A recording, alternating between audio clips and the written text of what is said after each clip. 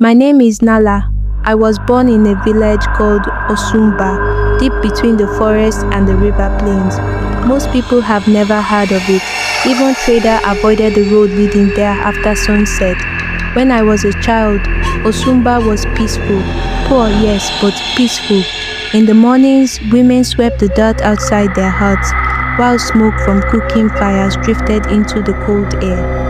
Men carried farming tools across their shoulders and walked toward the fields before sunrise. Children chased goats through the village paths. Old women sowed roasted corn near the well. At night, we gathered around fires while elders told stories about spirits, ancestors, and kings from long ago. Back then, fear was just something inside stories. Then Queen Nayera came to power. Before her, the kingdom was ruled by her husband, an old king who rarely left the palace. People said he was weak but fair. Taxes were heavy sometimes, but nobody disappeared. Nobody woke up screaming in the middle of the night because they heard footsteps outside their hut. That all changed after the king died. Some said he became sick. Some said poison killed him. Others whispered something worse. Nobody spoke those whispers loudly, not after the queen took the throne. The first time I saw her, I was 16 years old. I remember every detail. It was during the dry season. The river had become shallow and the fields looked tired. That morning, the village chief told everyone to gather near the square because the queen herself was visiting Osumba. Nobody celebrated, even the elders looked nervous. Around noon, we heard drums in the distance, slow drums, heavy drums, not joyful ones. The sound echoed through the hills like a heartbeat. Then the soldiers arrived fast. There were many of them, men wearing dark red cloth and carrying spears taller than themselves. Their faces looked empty. Some had scars across their eyes and cheeks. None of them smiled. Then she came. Queen Niera rode on a black horse covered in gold cloth. She wore long red robes that dragged across the dirt behind her. Her fingers were covered with rings made of silver and bone. But it was her face people remembered most. She was beautiful. Beautiful in a way that made people uncomfortable. Her skin was smooth and pale. Her eyes were sharp and heavy, like she was looking through your skin instead of at your face. When she smiled, nobody smiled back. The village became silent when she entered. Even the goats stopped making noise. The queen slowly looked around Osumba, while soldiers stood behind her like statues. Then she spoke. "You people are hiding thieves." Her voice was calm, too calm. Nobody answered. Our chief stepped forward carefully and bowed his head. He tried to explain that Osumba had always paid taxes, that nobody here stole from the palace. The queen stared at him for a long time. Then she laughed softly. I still hate that sound. It wasn't loud. It wasn't angry.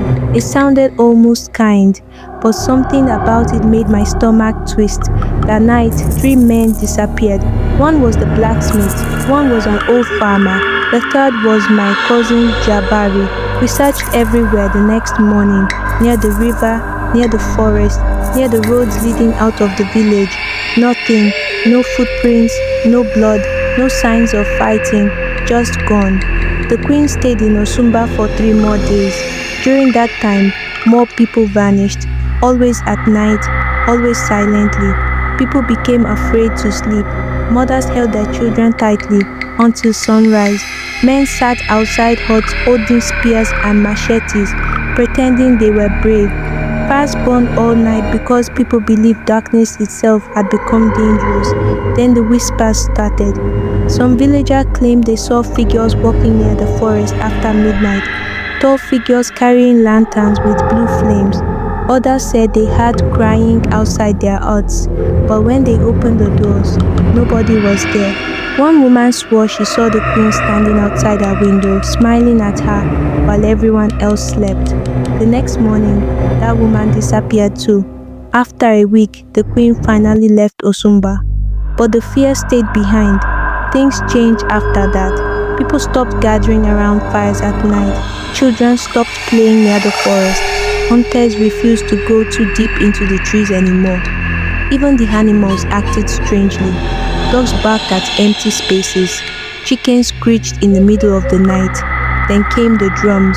Every night at exactly midnight, we heard drum coming from somewhere deep inside the forest, slow, heavy, rhythmic, boom, boom, boom. Nobody knew who played them. The sound traveled through the trees and into our huts. Sometimes it lasted minutes, sometimes hours. Nobody slept anymore.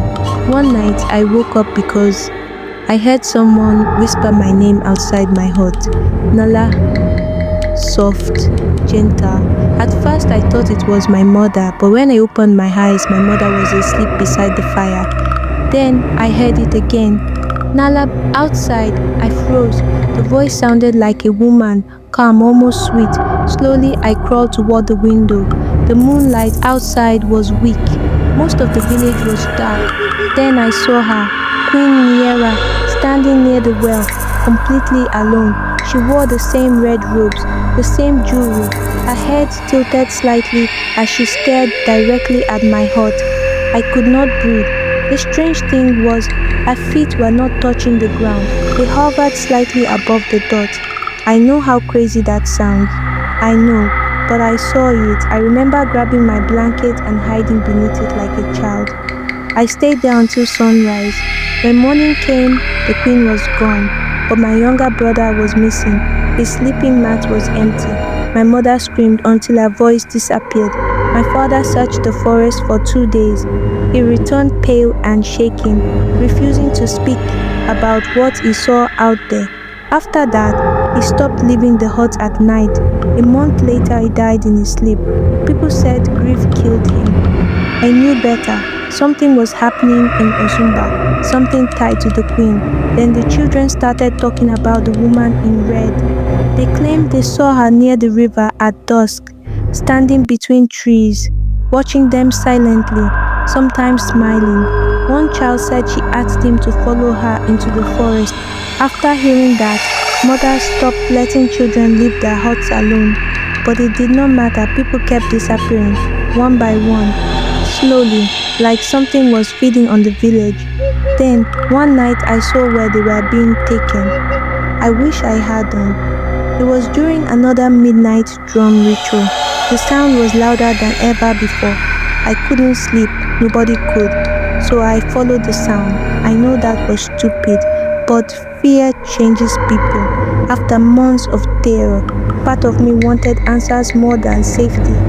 I carried a lantern and walked toward the forest alone. The deeper I went, the quieter the world became. No insect, no birds, nothing, only drums. Boom, boom, boom. Then I saw light ahead. Blue fire. Hidden deep between the trees was a clearing I had never seen before. And there they were, villagers, dozens of them, standing completely still in a circle around the fire with blue flames. Their eyes looked empty. Their mouths hung open slightly, like they were asleep while standing. And in the center stood Queen Naira, smiling. Her hands were covered in blood. I nearly screamed. Then she slowly turned her head toward me. I will never forget her face that night. Her eyes were completely black, not dark brown, not shadowed, black. And when she smiled wider, I saw blood running down her chin. The drum stopped instantly. Every villager in the circle turned toward me at the same time. Then the queen whispered my name, Nala, and all the villagers started walking toward me together.